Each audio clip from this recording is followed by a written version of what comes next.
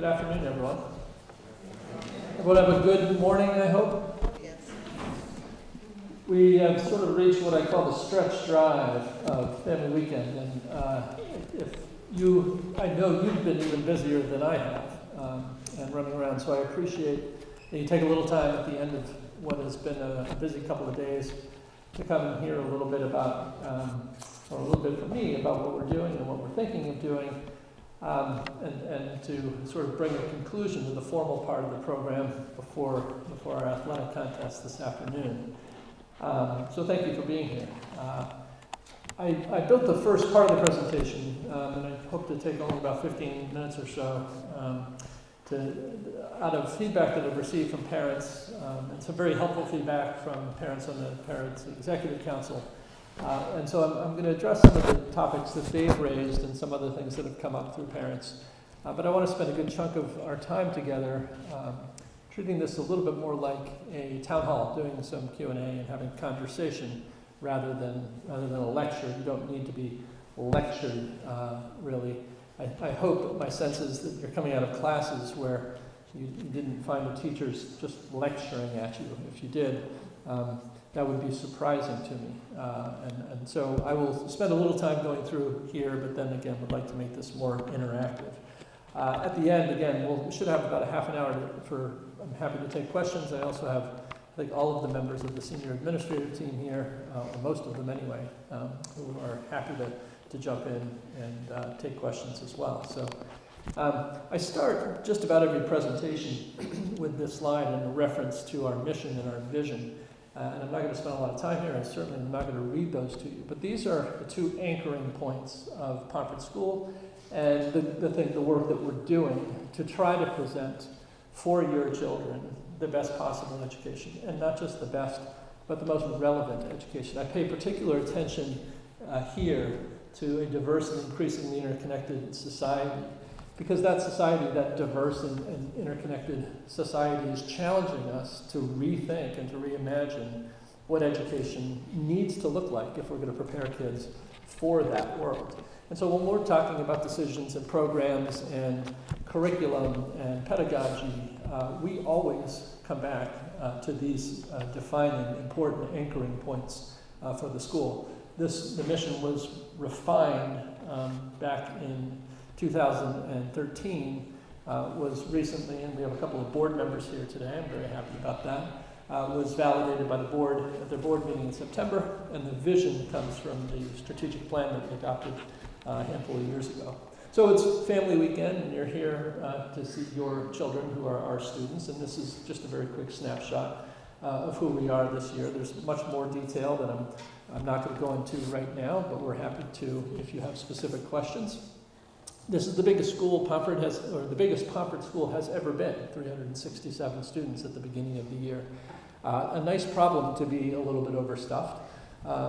And we've managed, I think, very, very well. I think in the dorms and in the classrooms, we've found ways to balance population growth with some spatial refinements that have made it work.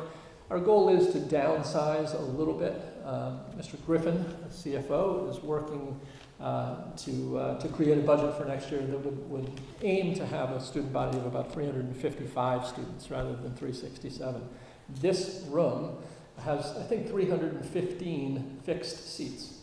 So you take 367 students and 80 or so faculty members, and you put them in here for school meeting every Tuesday, and you understand what we're up against. The chapel is a similar conundrum, and perhaps someday we will renovate, expand, build a new auditorium that will fit us all, but we're never going to build a new chapel. That's our chapel. And I think we have a school size designed very appropriately and intentionally, and we want to keep it that way. So, snapshots. You, over the last couple of days, have spent a great deal of time, I hope, with your kids, engaging with their teachers, engaging with perhaps your children's friends, their advisors. And so I've spent a ton of time recognizing that as this year goes along, I'm going to be away from campus more than I would like. And I'm happy to be out on the road doing the important work that will help lead the growth of the school. But in the time that I've been on campus, I've really doubled down even more intentionally this year than ever before, to watch the school in action, to see your children engaged in their lives on a daily basis. I've been to 53 classes this year, which is a lot. I think I've seen all but 3 of our teachers teaching, and so most of your children's teachers I've seen in action. I've been really impressed by what I've seen. But mostly I've been impressed with what I've seen from the kids. You know, I've been to dozens of athletic contests. I've done dorm duty. I've walked through the dorms. I've watched community service in action. I've watched a group of senior boys respond to a group of freshman boys who are needing to learn how to adjust to being freshmen in a boarding school. And on their own initiatives, this group of senior boys had a really good and productive and thoughtful conversation on their own initiative, and I was really impressed by that. I've seen senior chapel talks, and if you haven't watched Liv Passarelli's chapel talk that was sent out in around the sundial, I encourage you all to do that. A brilliant talk from just one of our many seniors who have already spoken. Liv spent some time talking about feeling comfortable in her own skin, and I think it was a defining Pomfret School chapel talk. But I've seen 15 or so great chapel talks through the year already. I've sat in advisory dinners and advisory meetings, and I've just learned, I've learned a lot in a short period of time about how the programs and things that we're trying to do are starting to impact the lives of our young people. I've seen our new faculty, and we have a dedicated and talented new group of faculty jump on board and really try to deeply understand the Pomfret way and what we're doing. And I've seen the continuation while we try to innovate. I've seen the great continuation of so many of our traditions that are foundational to this school. I've seen those in flourishing action on a daily basis. All of these good things are happening despite the fact that the dress code changed. The wheels have not actually fallen off the bus, which everyone was quite worried about. And so I have seen much more extensively the little snapshot that you've had in the past couple of days, and it's, as a head of school, is enormously satisfying. It certainly is pride-inducing, and it allows me, when I go out on the road, to tell extraordinary stories to our alums and to our parents who aren't able to get here to campus to see school in action. I get a lot of questions about Quest. I'm not going to dive too deeply in it. You can see sort of here in random fashion some of the topics that your children are talking about in Quest. The reason I share this slide, and I created this slide only yesterday after the Parents Executive Council meeting, where there was a very good suggestion that we do a better job of sharing with you some of our programming. And so you will be hearing more, certainly you'll be hearing more about what your children are doing in Quest on a regular basis. You should know, if you don't already, that our students on Saturdays, where we used to have classes, now do this very intentional co-curricular program. We call it Quest. It has 4 pillars. Communication beyond the hilltop, which is sort of getting to know yourself and then preparing for college. There is health and wellness is the second pillar. Social justice and inclusivity is the third pillar, and character and leadership is the fourth pillar. And so the students wrestle, it's done by form, they wrestle every Saturday with challenging topics around those 4 pillars. And so we will provide you more detail about what that is, but suffice it to say, I think it's a significant step forward from the old days when our approach was to take a 35 or 40-minute period after lunch on Thursdays every other week to try to do some education on one of these topics. Needless to say, that is wholly inadequate to the task. 2.5 hours on a Saturday morning affords us a real opportunity to do those deep dives. The program is in its 3rd year. We continue to develop it, and if there's one thing you need to know about Pomfret is that we implement, we learn, we fail, and we refine. We are not afraid of sort of this idea of failing forward. We think it's good modeling for our kids, and we're not going to take 2 or 2.5 years to design the perfect program to implement and then find out it needs to be refined. So we sort of go boldly forward and try to improve as we go along. The new schedule, new daily schedule, if you are a returning parent, you may have had Your child may have been complaining about the new schedule, or they may be loving the new schedule. New students only know it as the schedule, not as the new schedule. We made some refinements last year. After living with the schedule, there was a 6-block schedule for 3 years. We moved this year to a 7-block schedule. This was born of a need to have a 7th block to allow students to become tour guides. Last year, I think it was 80% of our tours were given by adults, something like that, Amy? It was a high number. And that's not a great advantage on a tour. When students come to tour a school, and parents come to tour a school, they don't want to hear from adults, they want to hear from kids. And so the 7th block has allowed that. It's allowed students to attend counseling or work in the Collaborative Learning Center or off-campus doctor's appointments during a free block. It's created more collaboration time. Obviously, as I said, the KEY program has accelerated. Every student now has a free period. Every student takes 6 classes, which we think is the appropriate number. But every single student has a free period, and every single student has that. Thursday morning sleep-in. So when they come to me and they say, well, we don't love the new schedule, I say, that's fine, we'll just take away Thursday morning sleep-in. No, can't touch Thursday morning sleep-in. Okay. If I can't touch Thursday morning sleep-in, I really can't touch the whole schedule. So we recognize that lunch is busy. We recognize that lunch gets crowded. We recognize, too, that students, particularly our returning students, are not accustomed to preparing for 4 classes in a day. They'd gotten pretty used to preparing for 3 classes in a day, which was a good thing.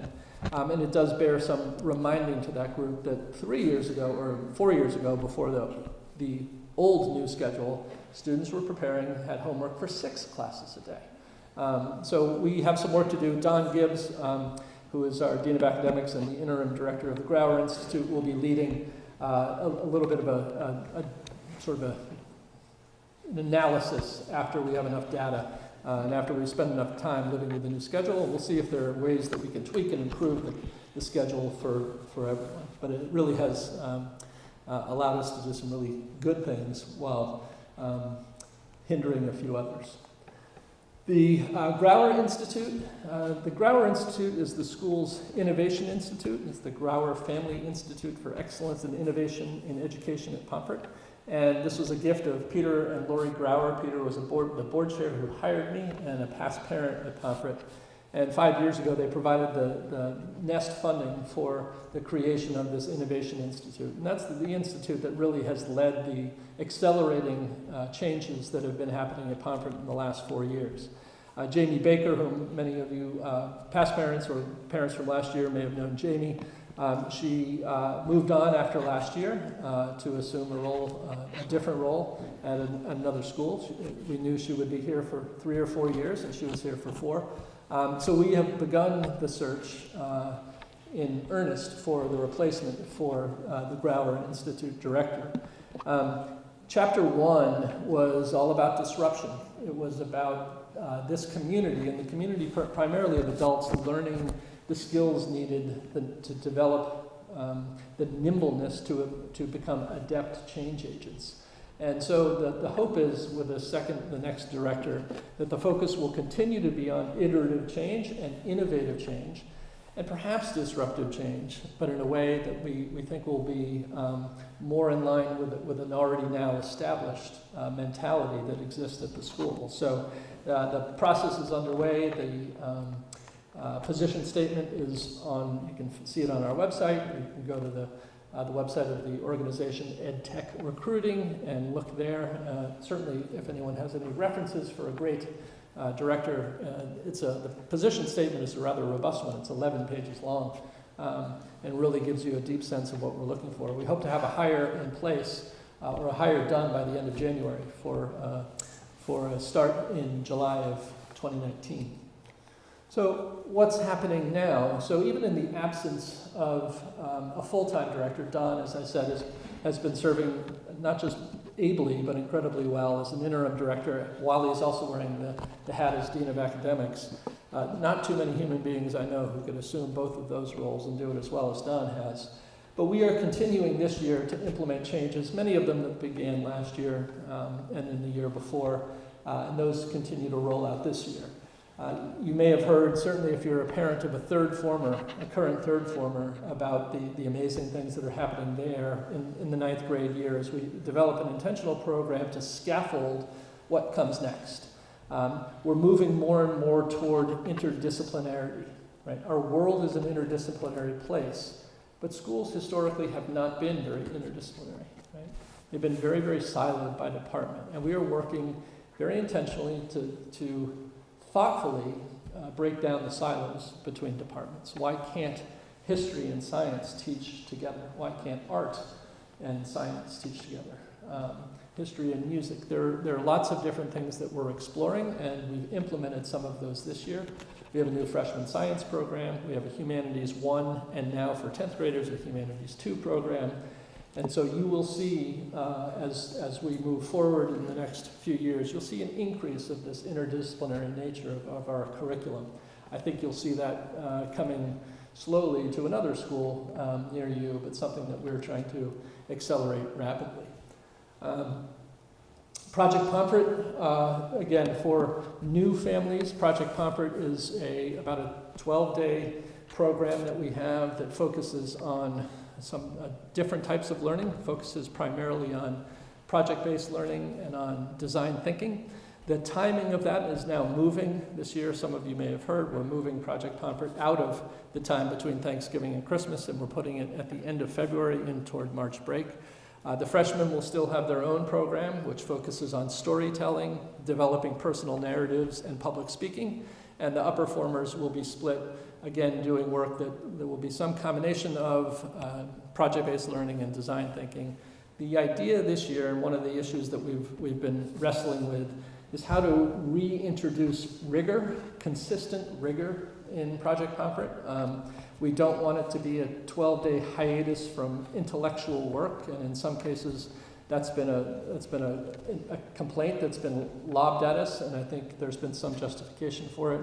So this year we're working very carefully with Katie Duglin, who's the program director for Project Pomfret, to make sure that the programs that are designed and implemented are both rigorous and academic. And so I'm very hopeful and optimistic about that. As we look ahead, we look to some exciting initiatives that are coming, some that are coming this year and some that are coming down the pipe. The first is this badges or certification programs that are under development right now. It's my understanding, and Don, you can correct me in the moment, in real time. The hope is to launch those beginning this winter. Thumbs up. And what we're doing is we're trying to offer students who develop a particular passion in an area of student life, and there are 4 domains right now that we are offering the students this opportunity in. And those 4 are sustainability, social justice, STEM, and visual design. And so students will be allowed to petition to enter into a certificate program. And it's kind of like choosing a major, if you will. It's certainly not required, but it's something that students can choose to do.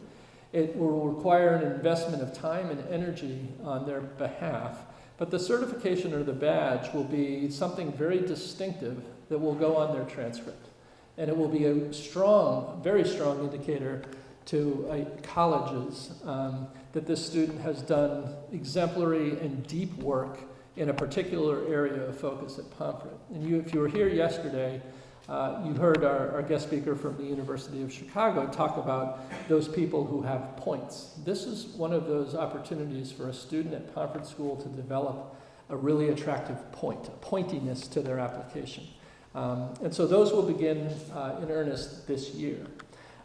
We also have 4 off-campus programs that are now credit granting programs. 3 of those are international. We have a program that goes to Morocco. We have a program in France. We have a program in Costa Rica. And our domestic program is a program up off the coast of Maine. It's actually in Maine on, that's not Mount, it's Hurricane Island, where students do marine science research. And all of those are now credit-bearing programs that occur in the summer. And so great opportunities for your children to develop perhaps a new interest or to reinforce an interest that they already have, and to get credit during the non-academic time of the year for work that is clearly very academic in nature. The other initiative I want to talk to you about, just very briefly, this may be hard to read if you're in the back, which is why I was encouraging people to come to the front, is Pomfret's engagement in something called the Mastery Transcript Consortium. And I'm not going to go into it in great detail right now. If you can read the blue boxes, what we're talking about in the Mastery Transcript Consortium, there are 219 schools, mostly independent schools, but some public schools as well, who are trying to reimagine what a new transcript could look like that could reflect really good learning in schools. What we know, and this was started by a guy named Scott Looney at the Hawkins School, an independent school, and he became very frustrated with the inability of a high school transcript to really tell much of a story about a student. And so we are one of the early adopters, one of the early member schools in the Mastery Transcript Consortium, working to develop a new transcript. And that transcript would be free of letter grades. It would be a transcript that would focus more on non-cognitive skills. Why non-letter grades? Well, I'm not going to go into too much detail. One statistic may be helpful in understanding why we're thinking about this. 50% of all grades given in American high schools last year were A's. 50%. So the A, B, C, D, F, or in our case E, rating no longer serves the purpose that it once did. There is, everyone acknowledges there's massive grade inflation, and that most kids applying to competitive colleges have A averages. And so the idea with the Mastery Transcript Consortium is just to acknowledge that the model that we're using is broken. It's not doing what it's supposed to do. Can we develop a program, a transcript program, that will actually tell colleges what they want to know about students? And fortunately, we have some really powerful colleges who are behind us, and we're also part of a very impressive list of schools, independent and public schools in the U.S. who are part of this consortium: Andover, Exeter, Choate, Milton, Miss Porter's, Woodbury Forest, Episcopal High. So some of the really good big thinkers in education are on board with this consortium. So you'll be hearing more about this soon. It's unlikely that this will go into effect when any of your kids are at Pomfret, but it may be something that you see sooner than that. So we move from sort of those programs to our institutional priorities. I think it may be, at this point, the worst kept secret in the world that we're in the quiet phase of a capital campaign. And if it weren't quiet now, it's even less quiet. We have established, and the board has established, some institutional priorities. You've seen some of those come to fruition already. The Grauer Institute was one of the initiatives from the campaign, and that's a fully funded $5+ million project. The Health and Wellness Center, which we did our ribbon cutting for this morning, it was another about $5 million project that is already completed. It's already we've raised that money, which is very exciting. But the board and the senior administrative team together have established other priorities, and we have both capital projects. We're talking about expansion of and a sort of a gut renovation of the Monell Science Building, which hasn't had much of a facelift in 60 or so years. And then we're talking about primarily trying to increase endowment, an endowment for two particular areas. The first being financial aid, so that we can make this extraordinary experience available to a richly diverse group of people, of young people. And the second is endowment for faculty compensation and professional development. If we want to be able to hire and retain faculty, we need to be able to compensate them appropriately. We are below our peer group average in that area. And if you were in classes in the last couple of days and you saw the expertise, the talent, the dedication, the commitment of those people, I think you'd feel as strongly as I do that we need to do something to make sure that they're compensated properly. And then really importantly, a big piece of that is for professional development. If we are going to continue to aspire to be the visionary institute, the visionary school that's striving to be innovative and creative and redefine what a great boarding school education looks like, you need to make sure that people are staying not just current, but ahead of the curve. And so that's the quick snapshot. And at this point, I'd like to open it up to any questions, comments, suggestions that anyone may have. Yes? Hi, I'm wondering about, I know you have a wonderfully young and vibrant faculty. Sometimes really just phenomenal people. I enjoy my conversations with every single one of them. My daughter's thriving. But I come from a background of teacher education. I know that there's always opportunities for improvement. And I'm wondering for your younger faculty, what systems you have in place for mentorship and just giving positive feedback and having 360-degree kind of views of their experience. So I'm going to toss that to Don, the Dean of Academics, who I think will be able to answer that in a good way. First of all, thank you for considering me young. Because this is year 18 for me, and I want to say 26 in teaching, but I feel young. And one of the reasons I do is because it's a really vibrant and energetic place. So we do a couple things, but what I want to speak to you about is we have a system here where conversations become the relationship building and growth agents. And we use our platform called Folio. In Folio, we as educators, advisors, coaches, and all the different hats that we wear, we establish goals. We meet with our supervisory teams to hone those goals and target and focus them. And then we hold each other accountable through check-ins, mid-cycle reviews, and really good reflective practice. One of the things that I'm so excited about in the design of some of the elements that Mr. Richards shared is that I, as a classroom teacher, I'm not alone. If I'm part of that humanities team, it is a team. The curriculum that we author, we do together. And what my element might be that I bring to that sharing is magnified by the experience and perspective of all of my colleagues. So in Humanities 1 or Humanities 2, whether it be on the English side or in Global Studies or in American Studies, that synergistic relationship and growth is happening, not just in the summers through professional development activities, but actually in the trenches as we're thinking about our practice, what our kids need, and how we can target skill development. We know we need to do a little bit more, too, to layer on top of that some institutional evaluation schemes. But where I think I'm really proud as a school is we have a pretty well articulated and understood expectation of what excellence looks like. And we are in each other's classrooms all the time and having conversations about how close are we to meeting those goals. We can always do more, but the best thing I can say about this community is we're hungry for feedback and hungry to learn. And we're ever restless. We like what we're doing, and we know that tomorrow should be a little bit better. So I'll just quickly add to that. When I've been to all these classes, I go in a non-evaluative fashion. I offer to faculty, young, old, mid-career, beginning career, end of career, the opportunity to talk, that I'm happy to have a conversation with people. And I'd say maybe about a third of the time people come and say, Tim, what'd you think? Tell me what you saw. But we do, and this is unusual, and I've been in boarding schools my whole life.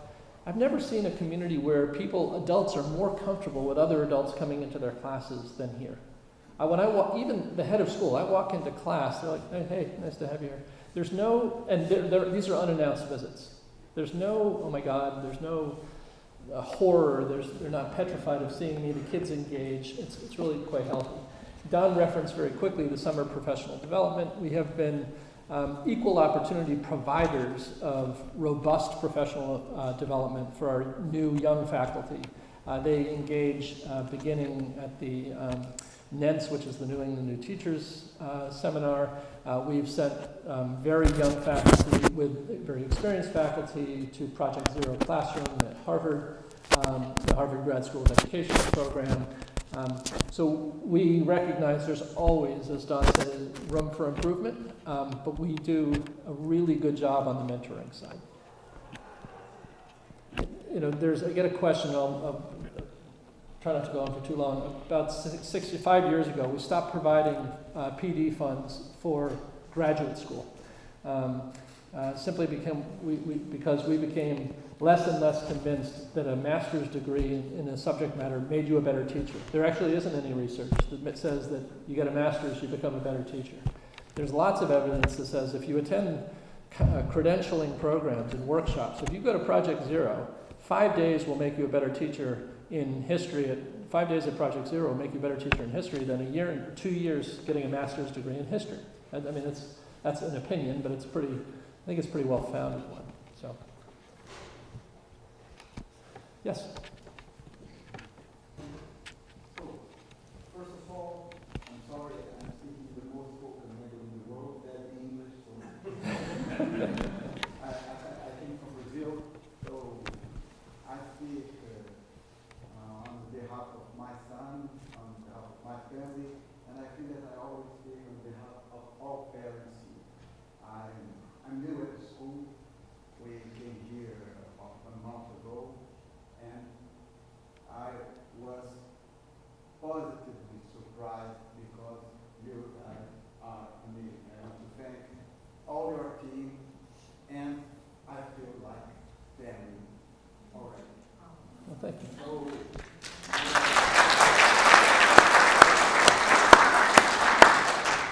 we spoke this morning, and as a conference parent, which I'm very proud to announce myself as, I'm very impressed, and I want to be more and more part of it.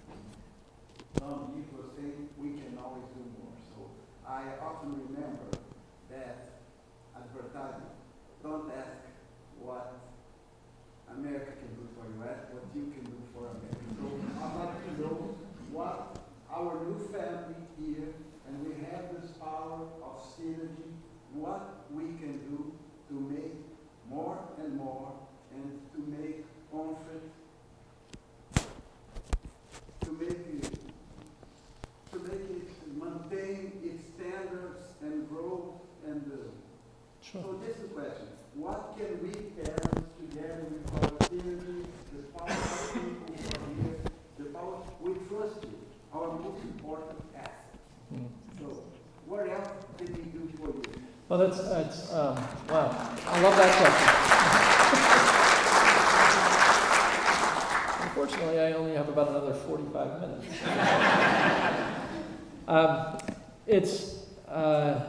Thank you for your comments about Pomfret, and I'm so happy that you feel the way you do. I'm not going to answer your question immediately, but it's exactly how my wife and I felt when we came interviewing at Pomfret School now 9 years ago. That this place was almost strangely warm and intensely communal, and we continue to feel that. The fact that you're in the audience here is a step. There are things that you do as parents to stay aligned with school values that is really helpful. When you share our values, when you share that, and as you said, we assume responsibility for, in a way, we're not actually your children's parents, but we co-parent in a way with you when you send your children to us. So sharing those values, supporting school values and our mission is helpful.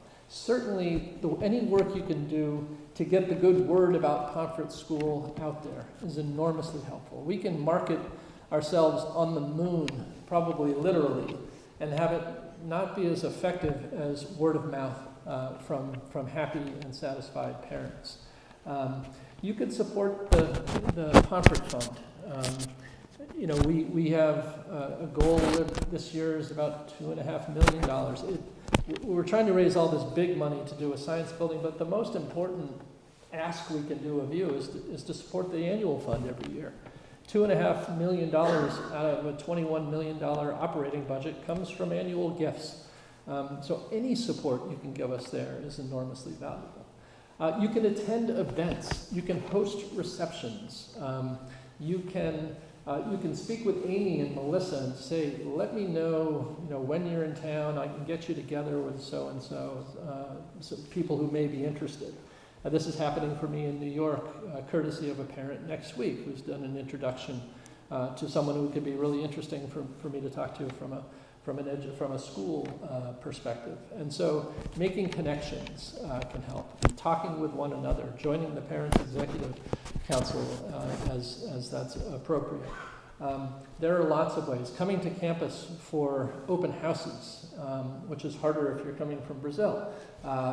But there are lots of different ways to engage. I encourage you to speak with Melissa Balanzo, who's the assistant head for institutional advancement, or Amy, who's our director of enrollment management, to see how you could help in those two ways. Getting students to come here, that's the most important thing you can help us do.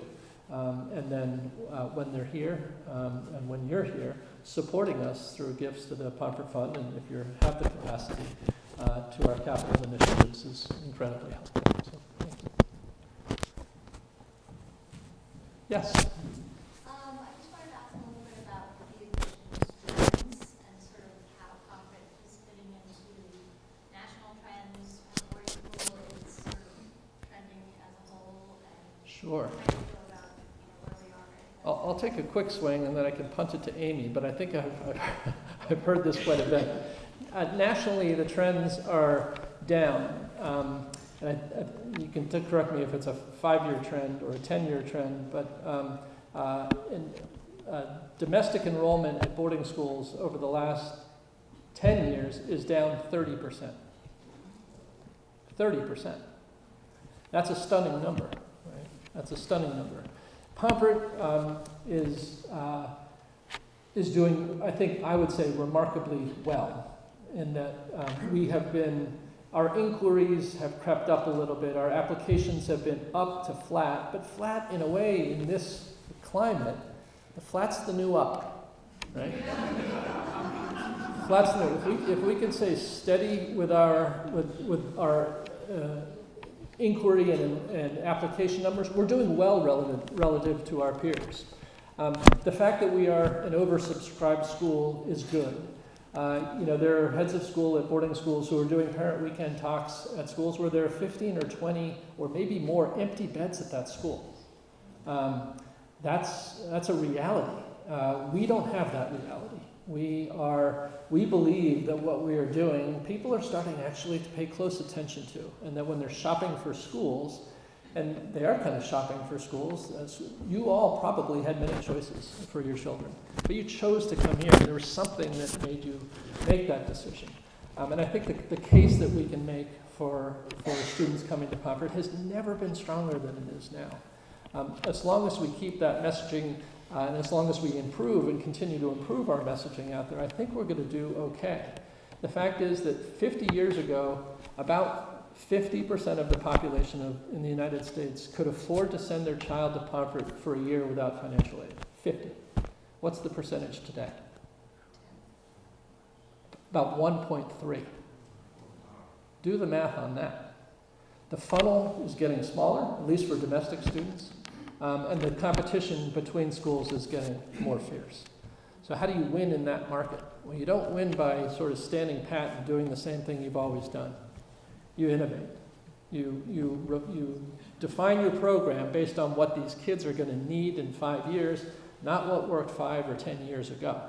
And that's what has been really exciting in Pomfret in the last 5 years, and why with the new director of the Grauer Institute, we are excited to have that Chapter 2 continue. I don't know if that answered your question sufficiently. Yes? I've been impressed with all the international students I've seen here. Would Pomfret ever consider putting in place a more robust, study abroad program for a semester, or something maybe making that more than just one student being interested in doing it and pursuing on his or her own? In terms of creating our own Something where students could stay for a term. abroad for a semester as high school students. So, and Don might be able to chip in here. We do have students who do that. I'll be very frank with you, in terms of having Pomfret develop its own proprietary overseas program is enormously expensive. It's enormously expensive.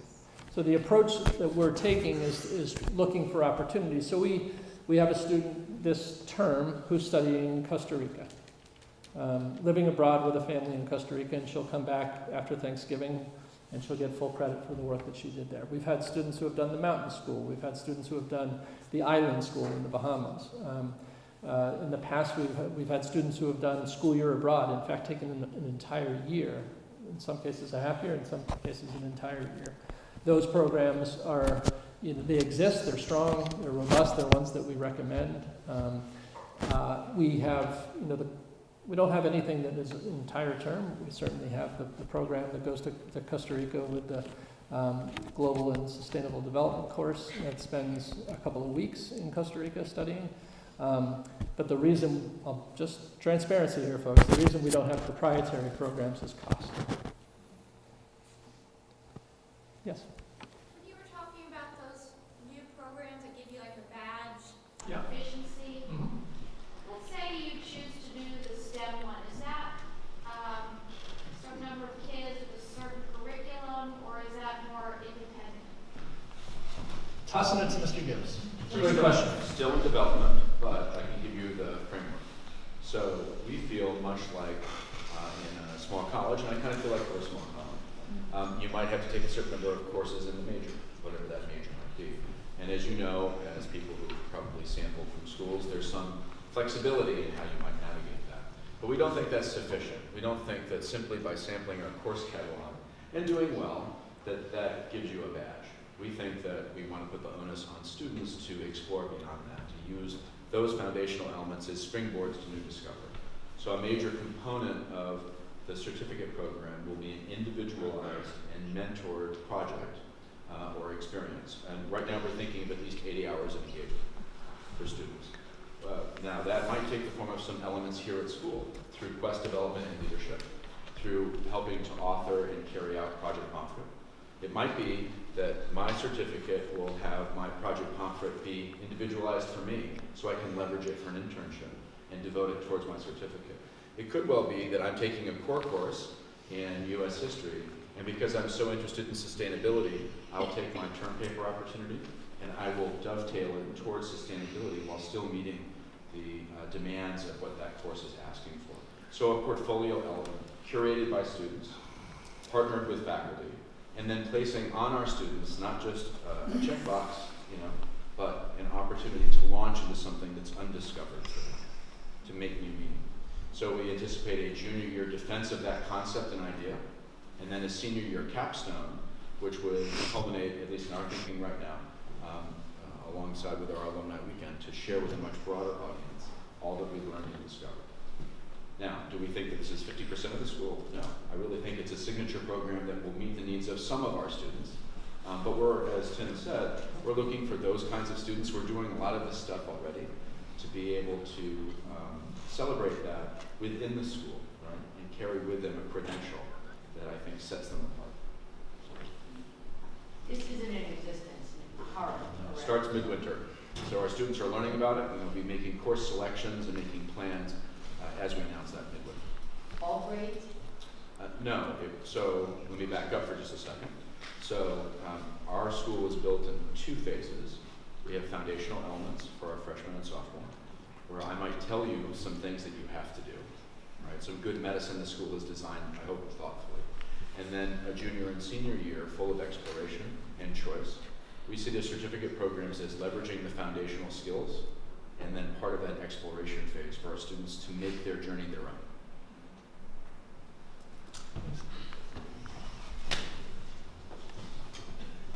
What else? Other than financial, have you analyzed or do you have an opinion about why enrollment's 30% down? Financial is the primary level, the primary reason. The reason that's happened is that tuition growth over 50 years has consistently, every single year, has outpaced CPI, right? Has outpaced inflation, and significantly. And I am not an economist, but I understand enough about the compounding nature of that problem that the split once upon a time was a very small split, and now it's grown to a chasm. And the same thing, it's the same issue that colleges and universities are having at this point. It isn't that people aren't interested. We have, sadly, like most boarding schools, we have lots of qualified kids who would love to come to Pomfret School, for whom we just can't provide the aid. It's one of the reasons we want to raise a significant amount of money for endowment for financial aid. That's the reality. The Association of Boarding Schools has also undertaken a massive marketing initiative countrywide called the North American Boarding Initiative to try to find 2,000 more full or high-pay families by 2020, and they are marketing the heck out of this all over the world. But in their marketing analysis, they did some research, and it showed that most of America has the same favorability feelings about boarding schools as they do about prisons. Prisons ranked on the same level of favorability as boarding schools. People just don't understand what's going on here. Come and spend 2 days at Pomfret. I promise you won't think it's a prison. Kids might think it's a prison, but I don't think so. So it's a very fair question. It's a very fair question, but it is primarily financial. I mean, if our tuition was $30,000, we'd have 10,000 applications. Is that safe to say? All right. Well, I think it's certainly it's game time.